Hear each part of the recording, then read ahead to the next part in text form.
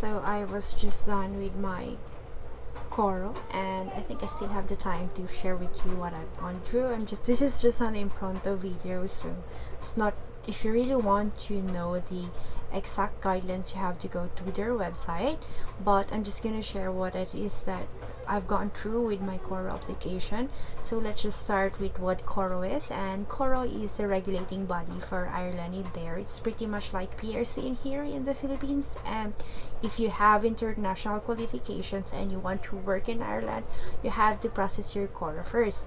Now for CORU, there are two stages, and that is recognition and registration. And for the recognition, you have to actually do that first before you go with the registration. You have to get a letter of recognition, which is one of the main documents that you will be needing in your registration. Now for Filipino radiographers like me, I'll be just adding the documents in here that you need. I had divided this into 5 sections, and for personal information, first you have to get a birth certificate, a colored copy of your birth certificate, a valid passport, and your certified proof of current address. And for the certified proof of current address, it could be a barangay certificate, a credit card statement, whatever it is, basta it shows your current address. Now from the school or university, you have to get the following: transcript of records, certified true copy; diploma, certified true copy; course syllabus.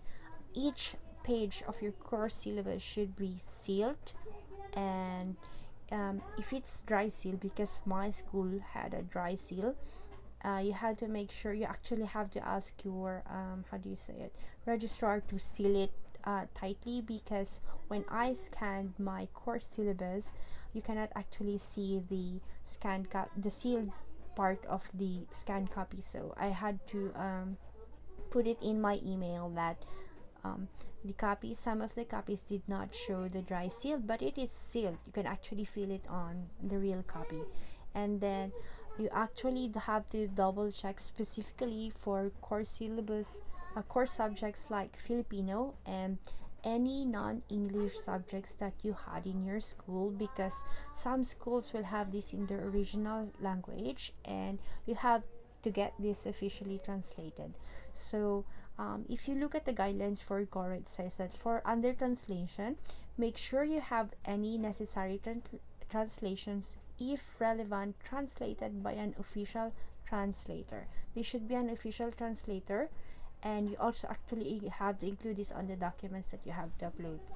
And then another thing that you have to get from your school is a certified certificate of English medium. If you already have an IELTS, you don't have to get this one. But if you don't want to get an IELTS, you can just get certificate of English medium from your university. And then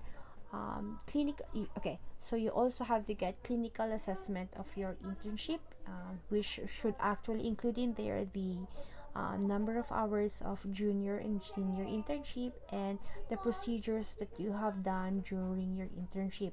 This is helpful because during when you upload your placement and internship section, if you fill that out, you could actually get the procedures done in there, and you could actually put it on the main duties on that section of that portal. And then the next thing is the verification sheets. You have to download this from CORU, and you have to get these signed and sealed by your school. The next additional document that you could actually get is your course curriculum. This is not really needed because you already have your course syllabus, but you could actually just get this and then add it as an additional document. So if you're already in your school, just get a copy. And this is more of like a supplementary document. Also, you have to note that these documents that you've gotten from your school, you will upload this to your portal, and you will ask your school to send this directly to CORU.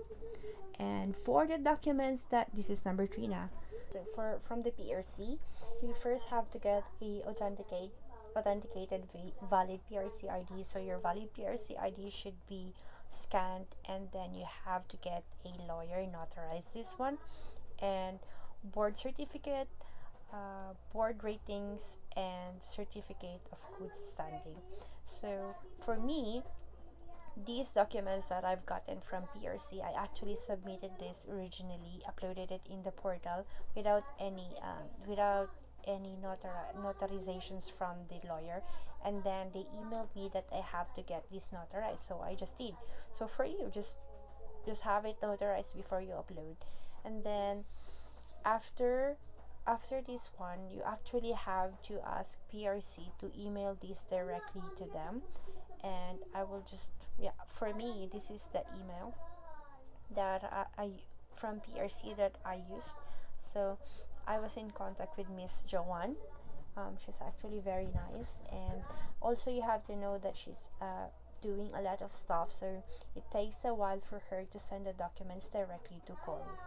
And then this may change, so you actually have to confirm with PRC first. So this is as of 2022, around, I was in contact with her around May.